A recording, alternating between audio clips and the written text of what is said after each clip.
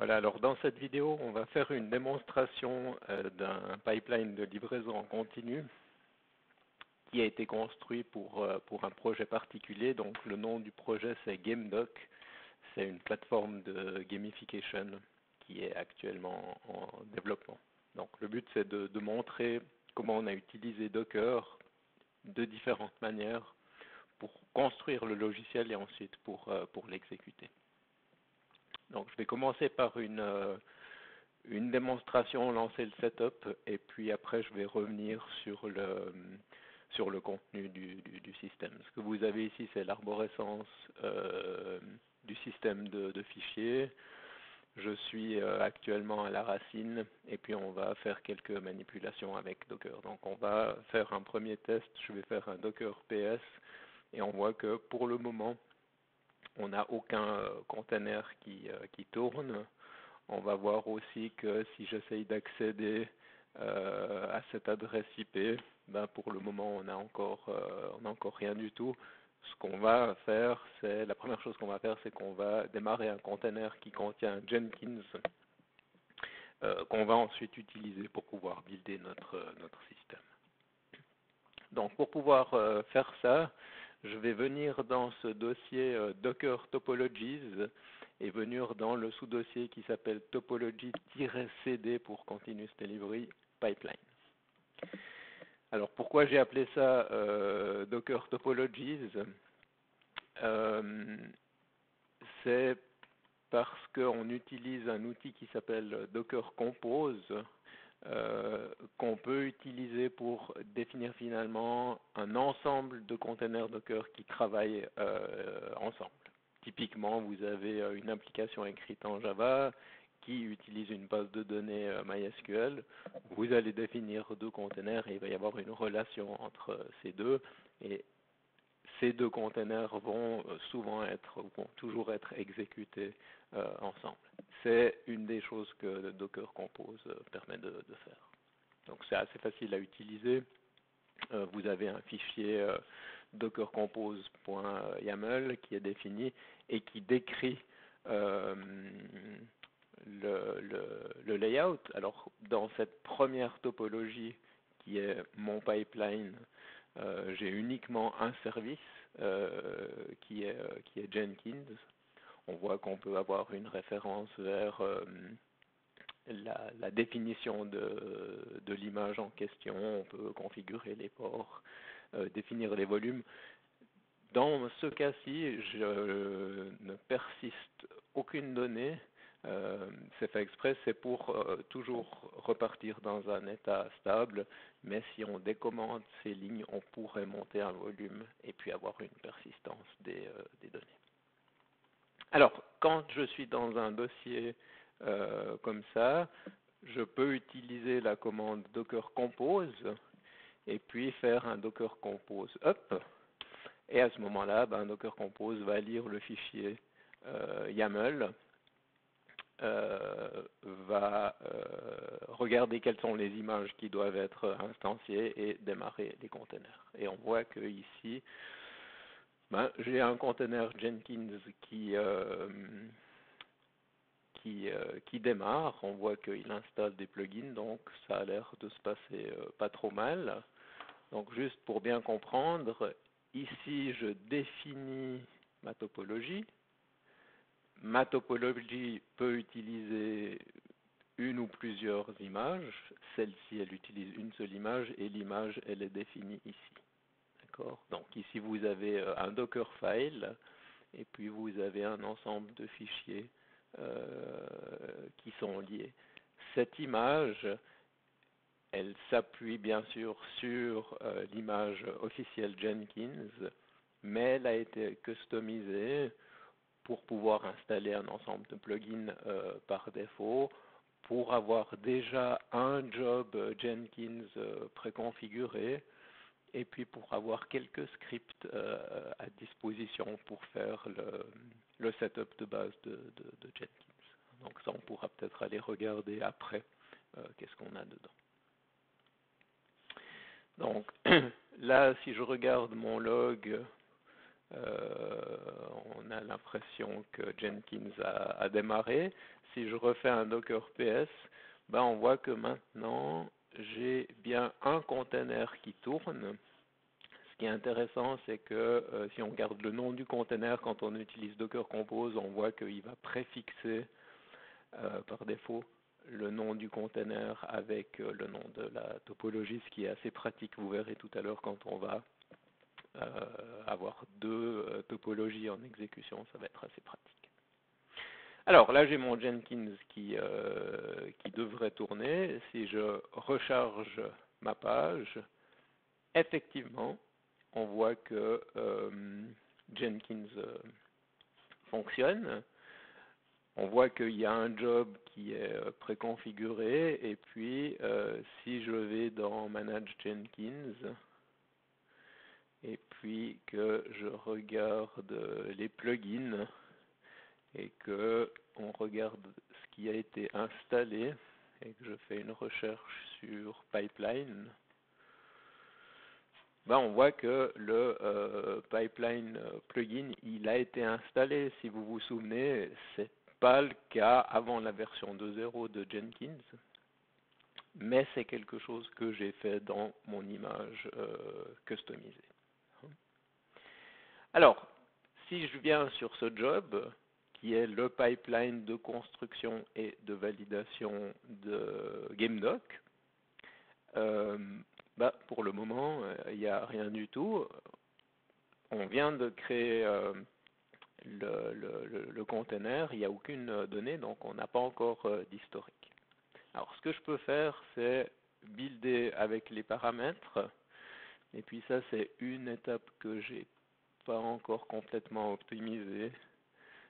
Là, je vais lui donner l'adresse IP de mon Docker host. C'est nécessaire à un moment du process, je ne vais pas expliquer exactement pourquoi maintenant. Alors, là j'ai lancé le build, il y a un petit peu de latence, mais assez vite on voit qu'on a un worker Jenkins qui commence à travailler. Et puis si je clique dessus, je peux regarder ce qui se passe dans la console. Et donc là, on est dans un pipeline avec plusieurs étapes et on va voir ce qu'on fait dans chacune de ces étapes. Mais au début, c'est clair que ce qu'on va faire, c'est récupérer les sources dans Git. Et puis vous voyez que là, il commence à travailler. Si je reviens sur la page principale, vous voyez qu'on a une interface utilisateur qui commence à se dessiner, avec une phase de setup. Alors pour le moment, ça ne ressemble pas encore à un pipeline parce qu'on n'a qu'une seule étape, mais vous allez voir qu'au fur et à mesure, les choses vont se développer, on va voir les étapes qui vont apparaître. Comme c'est la première fois que je fais un build sur ce container, ça va prendre un peu de temps parce qu'il va falloir télécharger toutes les dépendances.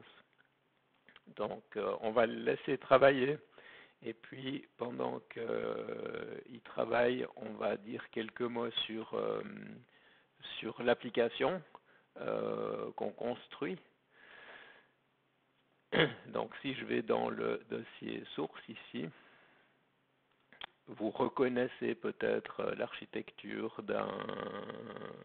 d'un projet Maven.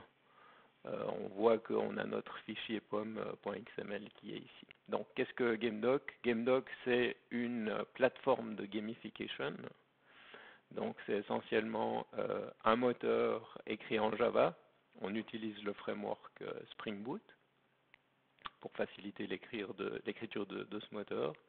On expose des API REST. Et puis après, on a un front-end web qui, lui, est développé en Angular, qui fait des appels sur l'API REST et puis qui récupère les résultats et les présente. On va voir à la fin du process de build, on va voir une démonstration. Donc, qu'est-ce qu'on fait dans le pipeline de livraison en continu et quelles sont les étapes? ben, il y a cette première étape de setup où on va simplement récupérer les sources. L'étape du build, c'est ce qu'on a appelé le commit stage. C'est là où on va finalement déclencher le build Maven. Et c'est là où Maven va faire la compilation, exécuter les tests unitaires et éventuellement utiliser d'autres plugins.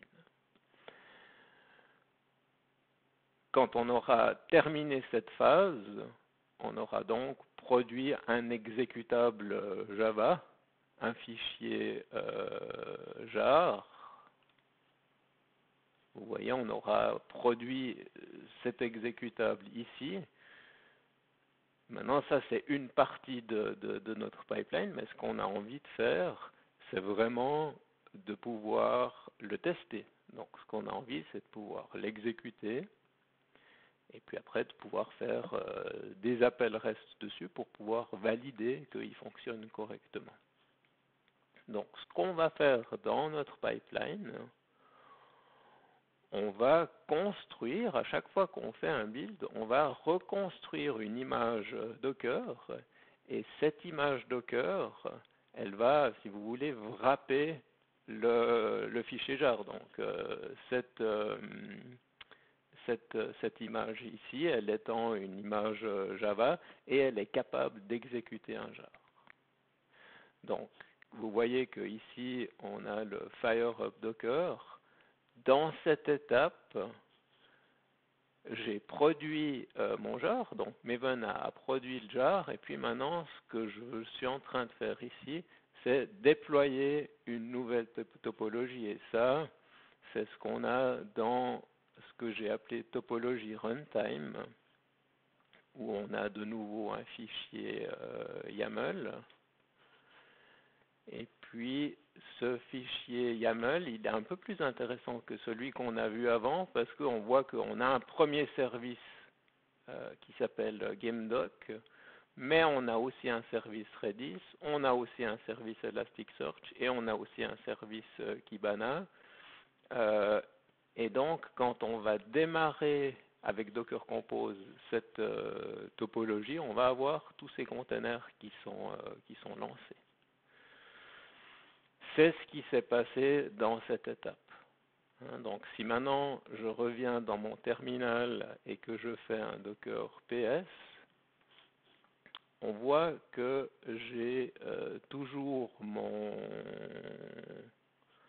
topologie dit CD Pipeline Jenkins 1 qui tourne, mais j'ai après ces 4 containers ici qui ont été lancés. Donc ça, si vous voulez, c'est vraiment maintenant mon application où j'ai 4 services différents, un service applicatif, 2 services de persistance et puis Kibana qui est un service de visualisation analytique. Ça, c'est ce qui a été lancé par mon pipeline. On voit qu'on a aussi ce container ici, qui est une instance de GameDoc API Test. Ça, c'est ce que je fais dans cette étape ici, où après avoir lancé ma topologie, donc je sais que j'ai un GameDoc qui est déployé, qui fonctionne, ben je démarre un container qui lui va faire des tests d'API. Ces tests ont été écrits en JavaScript, et puis je fais tout un ensemble d'assertions. Alors si je regarde maintenant, on voit qu'on a vraiment la forme de tout mon pipeline. On voit que le job il a terminé, il est en bleu, donc il est content. Ici, on est en rouge. En fait, l'étape, elle s'est bien passée. Simplement, il y a certains scripts qui retournent une valeur non nulle.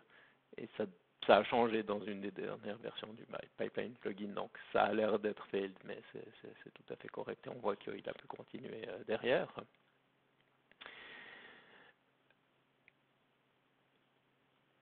UAT, ça, c'est la dernière étape. Donc, vous voyez qu'ici, maintenant, on me dit euh, le service a été déployé, donc il est dans un environnement qui est à disposition des testeurs ou du product owner. On va pouvoir cliquer sur ce lien et on arrive sur GameLock. Donc ça, c'est l'application Angular qui fait des appels sur l'API, sur l'API REST. On a une documentation de l'API qui est disponible ici. Donc ça a bien fonctionné. Et puis, ce qu'on peut voir aussi, si je reviens ici, dans validation, la dernière chose, on nous dit, alors il y a des tests qui ont été faits, et ces tests sont disponibles sur ProbDoc, qui est un outil qu'on développe à la HEGVD pour intégrer et agréger les résultats des tests.